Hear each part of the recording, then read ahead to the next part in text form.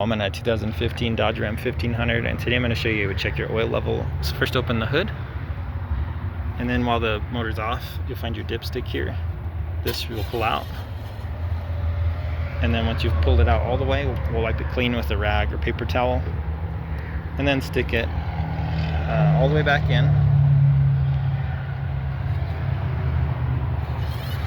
and then pull it all the way back out again, and then we'll check the end. So that end there, if you can see, towards the left is your full, and then towards the right would be your low. So you want it pretty close to the left. Let's say it is low.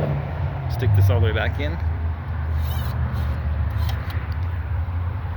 And then right up top here, this is that's the cap you unscrew where you add your new oil. Double check your owner's manual, a good online source that using the best type of oil for your particular make and model. But you just unscrew the top there, and then either with a funnel or straight from your quart jug, try to fill as needed. Also try not to overfill, but that could cause issues if you get too much. But when you're done adding, just screw this back on nice and tight again, and then I would start the vehicle for say 5 seconds or so to circulate the new oil through the motor, turn it off, and then repeat the process we did in the very beginning again with this dipstick of pulling it out, wiping it clean, sticking it back in, and then checking to see if we're towards the full mark. And all that said, you shouldn't do any of this in lieu of regular oil changes. Typically in a vehicle you put it on a slight lift so you can get underneath to the oil pan.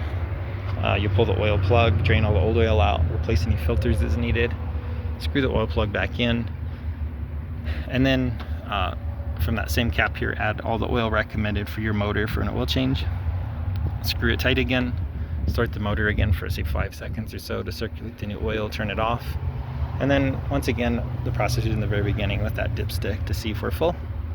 But I hope this is helpful. Hope you have a wonderful day.